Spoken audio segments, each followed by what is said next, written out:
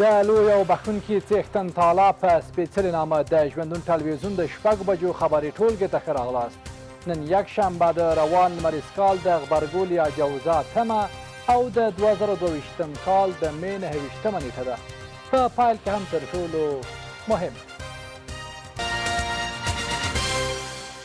کابل کې چاودنه. خالد زدران وایي چې په دې چاودنه کې 2 ملکي وګړي ټپیان شوي دي. کابل کې د یو شمېر ښځو لاریون. دغه ښځې وایي د خلکو په شخصي ژوند کې د لاسوهنې پر ځای باید د نجونو ښوونځي پرانیستل شي. پښتو نړیواله ورځ. پښتو ژبې فعالان وایي چې پښتو ژبه د پرمختګ په حال کې ده. او په بهرنیو خبرونو کې به وګورئ چې په برازیل کې د سختو ورښتونو له امله 15 کسان وژل شوي دي.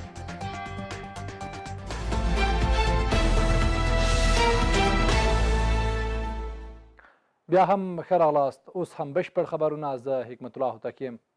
کابل کې د چاودنې له امله 2 کسان ټپیان شوي. د کابل امنیې قمندانۍ په 11مه ناحیه کې د چاودنې خبر ورکړی دی او تاییدوي چې د لومړنیو معلوماتو له مخې په پیښه کې لږ تر لږه 2 تنه ټپیان شوي دي. د قمندانۍ ویان خالد زدران وایي چاودنه د مریم لیسې پر سړک په یو بایسکل کې د ځای پر ځای شویو چاودېدونکو توکو له امله شوې ده. دی وایي چې په دې چاودنه کې 2 ملکړي ټپیان شوي او په اړه یې نور معلومات نه لري. تر اوسه کومې وسلوالې ډلې د دې چاودنې مسؤلیت نه دی منلی. امریکا او ازبکستان د افغانستان په اړه خبرې کړي دي. د افغانستان لپاره د امریکا ځانګړي استازي توماس ټویسټ په ټویټ پیغامونو کې ویلي چې ازبکستان ته په 2 ورځني سفر تللی و او د دغه هیواد له چارواکو سره یې پر بېلابېلو مسایلو خبرې کړي دي. د خبره په دا 2 ورځني سفر یې ګټور و او ټینګار شوی چې تاشکند به له افغانستان سره مرستې ډیروي. د ویسټ په خبره دمګړی تاشکند افغانستان ته د بشردوستانه مرستو د رسولو مرکز دی او په دې برخه کې پوره همکاري کړې ده. ویسټ دغه راز زیاتوي چې له ازبکستاني لوري سره یې د افغانستان د برېښنا پر مسله خبرې کړې دي او دغه هیواد ژمنه کړې چې افغانستان ته به د برېښنا جریان ادامه ولري. د خلکو په شخصي ژوند کې د لاسوهنې پر ځای باید د نجونو ښوونځي پرانیستل شي. کابل کې یو شمېر ښځې بیا سړکونو ته راوتلې وې او د اسلامي امارت د سرپرست حکومت لخوا پر ښځو د محدودیتونو او له زده کړو د نجونو د بې برخې کولو پر ضد یې لاریون کړی دی. دغو ښځو نن یکشنبه د لاریون پر مهال د مخ پر زیاتېدونکي بېوزلۍ، بیکارۍ او د ښځو پر وړاندې د حکومت کړنې وغندلې او دوی د خلکو په شخصي چارو کې په لاسوهنه تورن کړل. لاریون کوونکو ویلي چې اسلامي امارت د دې پر ځای چې د خلکو د ستونزو د هواري او د بېوزلۍ او بیکارۍ د حل په اړه فکر وکړي، خو دوی پر ښځو د پرله پسې محدودیت او د هیوادوالو په شخصي چارو کې د لاس وهنې لپاره خپله ټوله هڅه کوي. تر اوسه پورې اسلامي امارت د ښځو د یاد لاریون په تړاو څه نه دي ویلي. نن د غبرګولې د میاشتې 8مه نیټه ده چې د پښتو ژبې د نړیوالې ورځې سره سمون خوري. د پښتو ژبې فعالان وایي پښتو د انکشاف په حال کې ده چې دولتي او غیر دولتي ادارې هڅه کوي چې دغه ژبه نوره هم د پرمختګ لار ومومي. یو شمېر نور زیاتوي پښتو ژبې ته کار کول د ټولو افغانانو مسؤلیت دی او ټینګار یې وکړ چې د لیکوالانو او شاعرانو سره د پښتو ژبې د اثارو په چاپ کې مرستې وشي. نن د مې 29مه د پښتو ژبې نړیوالې ورځې سره برابره ده. دا ورځ داسې مهال مانځل کیږي چې پښتو د افغانستان لومړۍ رسمي ژبه ده. د افغانستان په ګڼو سیمو کې پښتو زیات شمیر ویونکي لري چې لا هم د دغې ژبې لیکل او ویل په ځینو برخو کې کمرنګه بریښي. خو پر همدې مهال د علومو اکاډمۍ غړي بیا پښتو نوره د پرمختګ په حال کې ویني. دوی وایي پښتو اوس پرمختګ کوي. د دوی په ټکو دولتي او غیر دولتي ادارې هڅه کوي چې پښتو مروج او عامه کړي ترڅو هر څوک د دې ژبې ویونکي او لوستونکي واوسي. او په دې برخه کې په 2 استقامتونو کې پښتو ژبې ته کار شوی یا کیږي.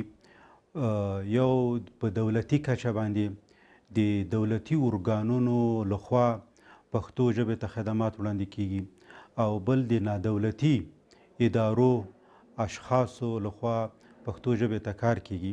خو یو شمیر نور بیا زیاتوي پښتو ته په هغه اندازه کار نه دی شوی څومره چې لازمه ده. د هغوی په خبره په افغانستان کې تر جنگ او جګړو راوروسته د ژبني تعصب هغه لاره ده چې ډیر خلک ورڅخه ځورېږي. ژبنیو سیاستونو او د ژبنیو پالیسیو د روښانه ژبنیو پالیسیو د نشتون په موجودیت کې یا لږ تر لږه د ځینو ځانساتو محافظهکارو سیاستوالو د ځان ساتنې په وجه باندې هغه ډول چې لازم او هغه ډول چې ښایي په اکاډمیک ډول د پښتو ژبې د ملي او رسمي حیثیت په پام کې نیولو سره دې ژبې ته کار نه دی شوی. په ورته وخت کې ځینې نور وایي پښتو ژبه په موږ ټولو باندې حق لري او زیاته یې کړه چې باید کار ورته وشي. او په موږ ټولو افغانانو باندې فرض دی چې هر سړی په خپل ځای کې د خپل ژبې لپاره او بیا د ملي ژبو لپاره کار وکړي او هغې ته غنا ور وبخي. ځینې ټولنې فرهنګي ادبي علمي دا شته چې هغوی هم ډېر کار کوي او زحمت وباسي او هغوی رښتیا هم د ضرورت په خپل هډو پوس احساس کړی دغه کوي کار کوي. ډکشنري چاپ شوي دي مختلفو ژبو نه پښتو جرمني ترمنځ پښتو انګریزي ترمنځ پښتو دري ترمنځ یعنې متبادلې ډکشنریانې قاموسونه دا شوي دي. خلکو ډېر کار کړی دی مختلفو ساحو کې. نو زه فکر کوم چې پرمختګ ډېر شوی دی او کېږي به. پښتو ژبې نړیواله ورځ داسې مهال مانځل کیږي چې له افغانستان څخه بهر افغان ماشومان خپلو مورنیو ژبو باندې زده کړې نشي کولی، نو ځکه د پردیو ژبو تاثیر پر پښتو ژبه باندې لویږي او پښتو ژبه له خپلو اصلي لغاتونو لرې پاتې کیږي او خپل ویونکي له لاسه ورکوي. شنونکي اسلامي مرد دې له نړیوالو سره تعامل وکړي. اسلامي امارت لا هم د نړیوالو لپاره د اعتبار دولت نه دی، خو شنونکي د اعتبار او منلو لار له امریکا او متحدینو سره د اسلامي امارت مخامخ کېناستل یوه ښه لار بولي. خو اسلامي امارت په بار بار ویلي چې نړۍ دې د اسلامي امارت سره تعامل وکړي او اسلامي امارت د دوحې تړون ته پوره ژمن دی. نورحال په دغه چمتو شوي راپور کې دا د څه باندې 9 میاشتې تېرې شوي چې لا هم د اسلامي امارت حکومت په رسمیت نه دی پیژندل شوی چې له دغه چارې سره په هیواد کې ډېرې ستونزې رامنځته شوي دي. 9 میاشتې تېرې شوي چې د نړیوالو او اسلامي امارت ترمنځ د رسمیت پیژندنې پر سر لانجه ده چې زیان یې ولس ګالي. خو شنونکي وایي د دغه ستونزې پای د اسلامي امارت او امریکایي لوري ترمنځ د مخامخ خبرو او غوښتنو یې بیانول دي چې دغه ستونزې ته د حل لاره ده او اسلامي امارت دې له نړیوالو سره سیاسي اړیکې ښې کړي.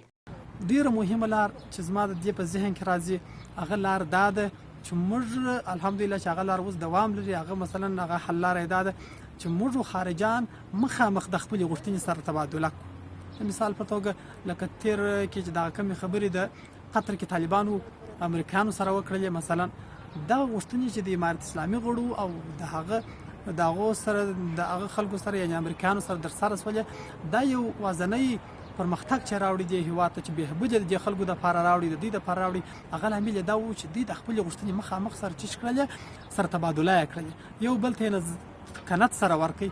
دغه ځینې په هغه مهمو مسایل خبرې چې هغه د امارت هم پکار دی چې لابي وکړي. امارت هم پکار دی چې هغه خلک چې څونه د امارت سره نور هیوادونه نږدې کېدای شي بغیر امریکا ماسوه هغه هم کولی شي چې د دغو څخه مثبته ګټه واخلي او د دوی سره خپل سیاسي روابط ښه کړي. خو نور بیا وایي چې د اسلامي امارت سره د بهرنیانو د اړیکو ترنګلتیا په دې معنا د امریکا خپلو خلکو ته جواب نه لري او دغه رسمیت یې یو بهانه لټولې ده او پر اسلامي امارت یې محدودیتونه زیات کړي دي.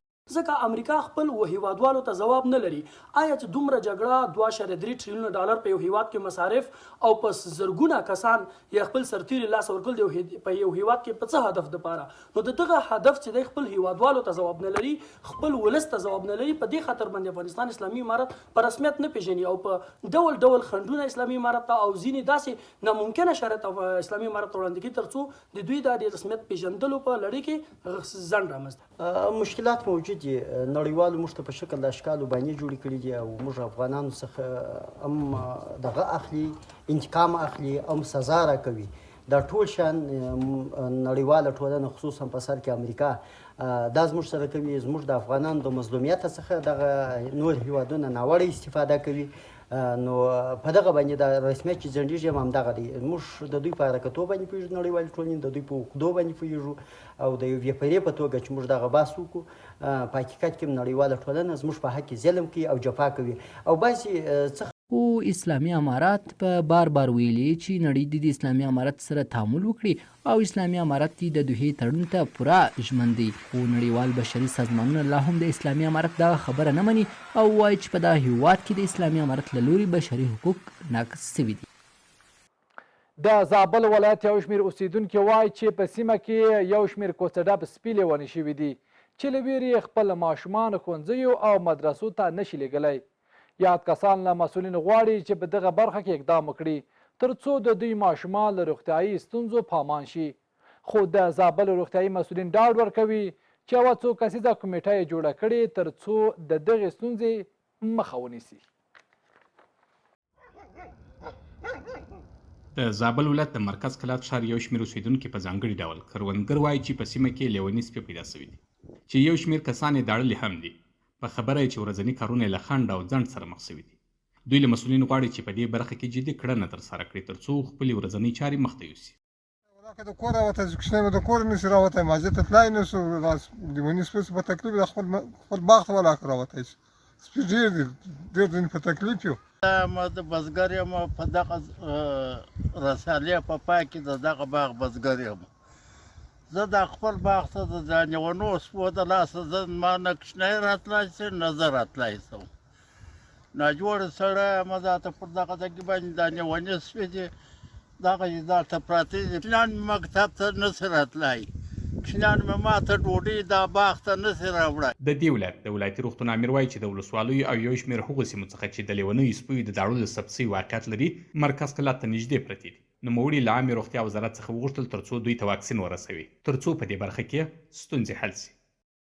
واقعیت د لیوني سپي زیات شوي دي.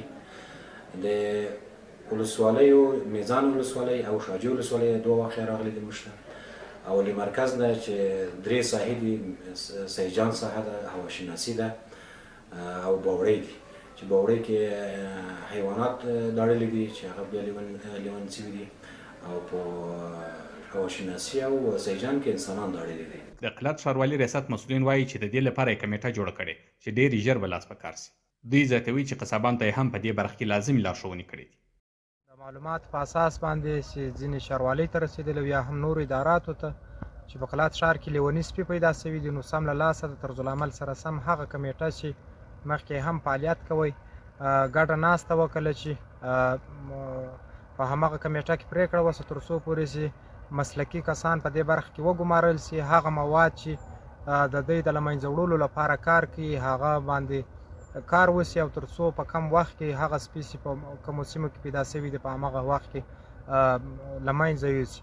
دا په داسې حال کې ده چې هر کال د اوړي په راتلو سره یو شمېر کوڅه ډب سپي لیوني کېږي چې اړوند مسؤلین پر وړاندې د له منځه وړلو کمپاین پیلوي. محمد نعیم ستوري، ژوندون راډیو تلویزیون، زابل.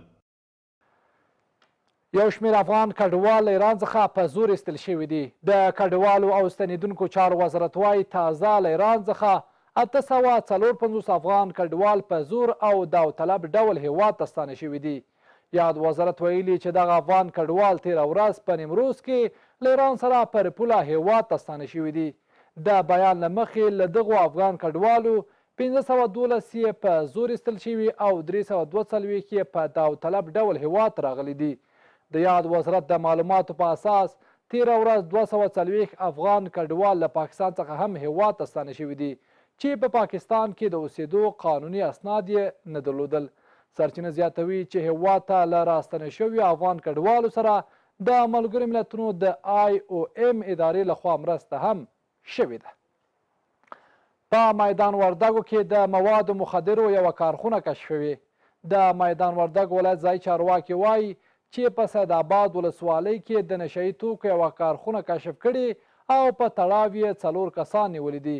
په یاده خونه کې له نومه یو ډول بوټي څخه نشهیي توکي جوړېدل چې بیا فراه ولایت ته له لیږد وروسته پروسس او په شیشه او نورو مخدره توکو باندې بدلیدل. ننګرهار کې د ورځې 4000 لیټره شیدې له مالدارانو راټولیږي.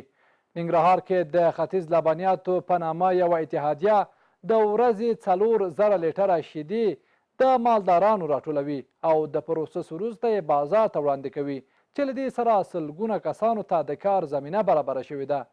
خو دغه اتحادیه بیا له دولت ته غواړي چې د بازار موندنې په برخه کې دې مرسته ورسره وکړي. نور حال زموږ د همکار میرویس انتظار په دې راپور کې. د ختیځ لبنیات دغه کارخونه په 1490 کال کې جوړه شوې او اوس مهال په ننګرهار کې فعالیت کوي. په دغه ولایت کې د بېلابېلو سیمو څخه له مالدارانو شیدې راټولوي تر څو همدلته ترې مستې، کوچ، پنیر جوړ کړي او بیا یې بازار ته وړاندې کړي. خو د دې کارخونې مسؤلین وایي چې پخوا یې کارونه ښه وه خو اوس یې مزه نشته. د دوی پر وینا د هیواد روان حالت ښایي او په خبره یې بازار یې سوړ دی. دوی له اسلامي امارت غوښتنه کوي چې له دوی سره ملاتړ وکړي او د بازار موندنې په پار دی دولت خپلې مرستې نه سپموي. ختیځ لبنیات فابریکې ته یا اتحادیې ته چې دی تقریبا د مختلفو ولسوالیو څخه چې کامه ده، بیسود دی، سرخود دی، بټي کوټ، غني خیل، خیوه، حتی لغمان او چپلیر څخه شوده راټولېږي چې په مجموع کې 4,000 کیلو شوده راټولېږي چې دغه شودو څخه مختلف ډول لبني مواد چې دی تولیدېږي او بازار ته عرضه کېږي. شته نظام نه غوښتنه ده لکه څرنګه چې تېر نظام موږ سره په مختلفو برخو کې قراردادونه لرل، لکه مثلا نظامي ځواکونو قرارداد لرو او داسې نور په ملکي برخه کې بعضې ملکي ادارې وي چې موږ سره قراردادونه لرودل. د نظام څخه یوه غوښتنه دا ده چې دغه تېر نظام کې چې موږ مثال پوهنتون ته د نورو دولتي دایرو ته دوايرو ته دغه ورکړي شودې ورکړي دغه پیسې پاتې چې بیا دغه موږ سره برخه په دې برخه کې موږ سره مرسته وکړي. بل لور د په یاده کارخونه کې چې لسګونه کسان په کار مصروف دي خوښ دي چې دلته ورته د کار زمینه برابره شوي. دوی له تجارانو او حکیم نظام غواړي چې خلکو ته د کار زمینه برابره کړي تر څو د بهر له تلو راوګرځي. ځکه دا کمپني په خالي لاس باندې نه چلیږي. البته د تجارانو کومک چې وي انشاءالله وطن به پرمختګ وکړي او دا یو منبع عایداتي ده او دا انشاءالله چې تجاران کومک وکړي انشاءالله دا نور هم پرمختګ کوي. دا اتحادیه چې ده مسته جوړېږي، شومړې جوړېږي، کوچ جوړېږي، پیروی دی، چکه ده، غوړي دي، دا جوړېږي. موږ نور مشرانو د تجارانو نه غوښتنه هم دا ده داسې فابریکې جوړې کړي چې خلک پکې مصروفیت پیدا کړي او خپل وطن کې خپله کار وکړي او د بل وطن ته محتاج نه شي. په ننګرهار کې به د کرنې او مالدارۍ ریاست د څارویو امیر وایي چې څه موده وړاندې یاده ستونزه له مرکز سره شریکه کړې خو په خبره دوی کوښښ کوي تر څو د یادو ستونزو د حل لاره پیدا کړي تر څو د ټولو کارونه سم شي. څو اهدافو لپاره چې یو هدف دا و چې د خلکو لپاره د کار زمینه مساعده شي، بل هغه شودې چې زمونږ د مالدارانو د حیواني محصولات چې دي هغه یو ښه پروسس شي او په صحي شکل سره بازار ته عرضه شي. په دغه برخه کې کومې ستونزې چې د ختیځ لبنیات د کرنې ریاست او د مالدارۍ امریت سره شریکه کړي په هماغه وخت په وخت زمان سره په اجرات شوي دي، د مقاماتو سره شریکه شوې ده. ننګرهار یو له هغه ولایتونو دی چې په صنعت او سوداګرۍ کې ځانګړی نوم لري چې په دې وروستیو کې د برق د نه شتون له امله زیات شمېر کارخونې ولاړې دي او سلګونه کسان بیکاره شوي. میرویس انتظار، ژوندون راډیو تلویزیون، ننګرهار. له ټولو خبري او تخنیکي همکارانو څخه په مننې د ژوندون خبري ټولګه همدلته پای ته رسیږي. تر بیا مو پورې رب سپارم.